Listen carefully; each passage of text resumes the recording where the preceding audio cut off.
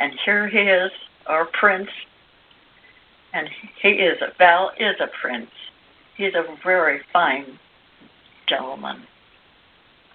You couldn't ask for anything more victorious and braver than Prince Valiant of today.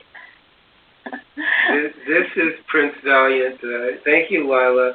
I'm just curious, you're talking about those days. Who was the real guide during those days? You might look in the book and might give you the answer. Oh yeah, I have one of the books. I surely do. Dwayne the Great Writer has given us these fabulous books, these wonderful guides to help us along. Let's see if I can find something that will be apropos. Oh, speaking of Val being Prince Valiant, and Val would say, I definitely listen because it sounds like a lot of fun. Do you think that if I listen and get a lot smarter, I could skip school altogether? It's so boring, he asked. Well, you know what to do with your life, my dear Rudin. That's from the book. We can only provide the insight and knowledge. You are the one who will create your life and decide to use what we share with you. You must keep in mind there is always at least two sides to things, and even more than that as you become more aware. Wow, this sounds so interesting. Way more than boring school. I have thought all these fantastic dreams at night to where I go to different places and I'm meeting all these super smart people. When I wake up in the morning, I don't want to go to school. I want to try and figure out what I'm seeing in my dreams. But as I get along with what I'm doing here, I forget a lot of what I know to be so real. And I do not want to be here anymore, said the little boy. So, yeah, this is the life here. We're trapped in this one-dimensional reality when there's so much more out there. And if you dream at all at nighttime, we call it the real side, you'll see that there's lots of other dimensions out there that can be explored. And this is what we are showing people and sharing, that there's more than just this one dimension here, which is actually a trap, and the controllers are trying to trap you into thinking that this is the only reality, and your physical body is the only reality there is. But you actually have 4 other bodies, and this is, besides the physical, you have the astral body or the light body, you have the causal body or the memory body, you have the mental body, or your idea, knowledge body, and then the subconscious body, or unconscious body, which is your intuitive self. So there's a lot of parts to you, and each of these parts have vast dimensions within themselves. So there's a lot to explore, and that's what we're hinting at and referencing with what Lila just read, and with what Dwayne the Great Writer has brought out and presented through his books. He has 9 books that he's written about all these adventures that he's gone through, and you can go through as well. So there's more than what you think. There's always more to life. Life is bigger than you can even imagine or consider. So it takes a risk taker, and that's where Prince Valiant came in, and that's where Prince Valiant has reincarnated. He's in Dean Val right now.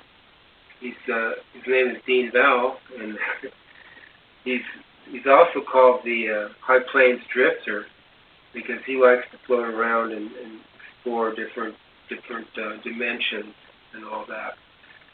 So you can too, and all it takes is singing this sound. You.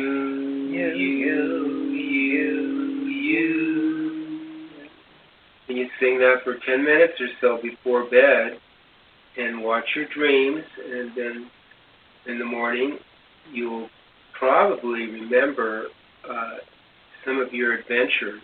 If you want to write them down, it'd be easier for you to remember and keep a track of them. Because from then on, the real guides like Dwayne and Rebbe Zartars and Yago Sakabi and Paul Twitchell and others will be guiding you to your benefit to become more aware.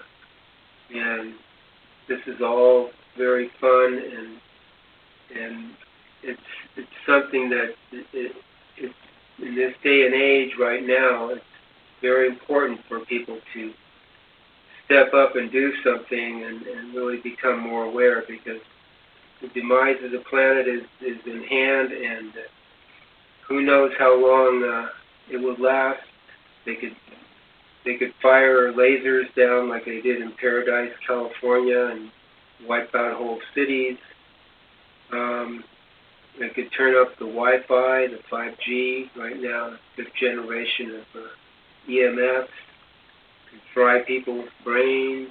They could do all kinds of things with the weather, create hurricanes, and what's happening in back east right now with the cold. And so there's a lot of things that the controllers have at their hand here to make it hard on people so they don't wake up. But singing the new you before bed, that's your first step. And then Dwayne has 9 books out. You can read the books too, and they can be ordered online on www.wonderfulworldwideeducators.com. You can order those books there and start reading about the different dimensions, and it will really open you up into more. And I can tell you one thing, those books are exciting. You will just be mesmerized, amazed at how wonderful they are. Not only that, they give you the answers to what you've been wondering about. Why is it this way? The book tells you why in such a fun way. I can hardly, just like when I was a kid and look forward to reading the funnies and all that, and Prince Valiant and everything. Here it is. I just open the book, and it's a wonderful excitement. Even if you don't dream, it's okay. You probably can wake up feeling wonderful. And if you realize that you feel so good, that today is going to be a good day, you'll know that the guides are with you, and you can't ever be alone. You don't have to be. You have these guides with you all the time. It's exciting to see what's going on and to listen to what Dwayne. Some of his programs are very interesting. Things you hadn't thought about. Gee, I didn't know that. I think I'll look into that. That's wonderful. That's the adventure that life can really bring to you. Knowing the things that you don't know. It's exciting. So let's all get together and let's have some fun. See what we can do. Just like Prince Val. The king would send Prince Val out to new communities, maybe far away, and help them out and make them prosperous, and come back to the king, which is very exciting. Our king is, of course, Dwayne. Eckankar, the great writer, and it's fun to do all these things. We can do little things too. Maybe just plant a simple garden or something, or not. But it's fun. Life can be fun if we make it. We all sing New You together. How beautiful. That's adoration. And that's honesty. And that's gratitude. Lila mentioned the unknown. This is very interesting because the days of masters, gurus, spiritual paths, and religions are over. Yes, they're over. They've had their time. They're not negated, and if you want to follow them, go right ahead. But there's new adventures in hand, and this is going into the unknown, and that's why it takes the risk taker to step out of the comfort zone of your own belief systems and self-convinced attitudes and into this area where life becomes bigger. And it's wonderful, actually, because that's the real safety and security is there if you're looking for something like that. It's not an illusion of spiritual paths and gods and such, but life will take care of you if you step out into the unknown with a sincere heart and sincere intent. So that's, you'll get this from the books, and you'll get this from seeing the new you.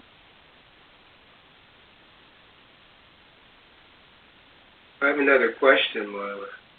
Maybe you could source the book again. And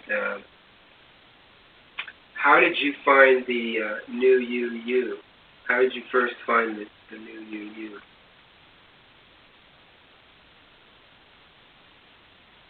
How did you come across it? Oh, me? Oh. Is your name Lila? Oh, I guess I was waiting for someone in the audience to answer that. Well, my goodness. I started out as a little kid, wondering why I'm here, and wondering what's the whole life about. Why are things like this? I have to go to school. I don't want to go to school. I'd rather play. I'd rather go skating. But all these things, well, they're all fun. But what am I really here for? Yes, I have friends. But why these particular friends? And as I grew up, I guess I went searching for. Well, I did. I went to every religion there was. You name it, I was there. And even the silly ones too, regress into I don't know, hypnotism and Galileos, and once I was a dolphin, and my name was Tina, and we all got around in a circle and and said Tina. I mean, it was really silly. And one time, one of the girls came back and she said, I've been to the astral plane and I know what it's like there, and it's fun. And I met a new guy, and he was a shark, and I was scared of him, but I knew that I was a shark too, and we went off together in sharkdom, I guess. Anyway, that was really about as silly as you could get. But I went for a little while, just because it was fun. But then I ran across Eckankar, and I don't know how the heck, I don't remember how I really found it. Well, I was too. Yes, I went to a bookstore, and I found one of Paul Twitchell's books, and it was very, very interesting. And I was living in Burbank at the time, and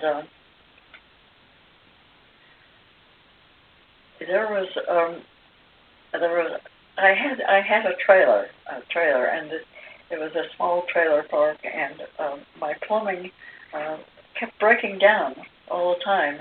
And I asked the manager, "Do you know of someone that could fix the plumbing in my trailer?" Well, he did. There was a young college student that was just here temporarily, but he was pretty good at handyman things. So he said, "I'll bet you he could fix your plumbing." So it was under the sink. It was always always leaking or doing some darn thing. But anyway, this young man came and yes, he fixed the plumbing. But in the meantime, he was telling me all about Eckankar and how wonderful it was, and on and on and on and on. And I said, well, yeah, that's okay, that's good. And so he said, well, I think the plumbing I can fix it now, and it'll be okay for a while. And it was for a while, and it broke down again. And the young man came in, and he fiddled around and talking to me about how wonderful Eckankar was and how you could go to all these astral planes and all the things, everything. And I thought, well, gee, that does sound interesting, but nah. And so it's okay. He said, fine. So then the darn plumbing broke again. Of course, he came back, and he kept at it. He said, well, it's wonderful. You will really like this. Here's another book you can read. So, okay.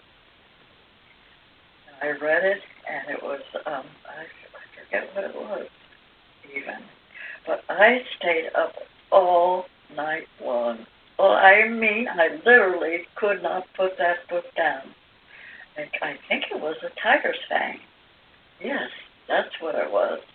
I just traveled all the four worlds, and he made the book so interesting and so real and so wonderful.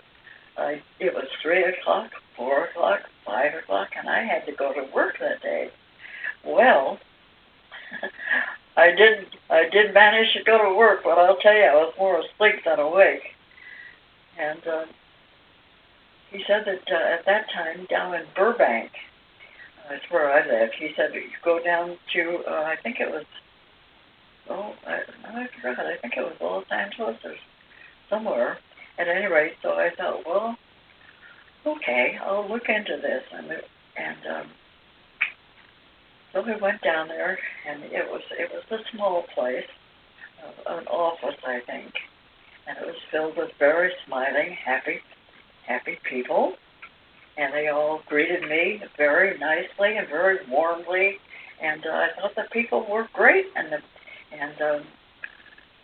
we talked about, went in little groups and talked about spiritual things and about Paul Twitchell, and I thought, well, gee, this is really pretty interesting.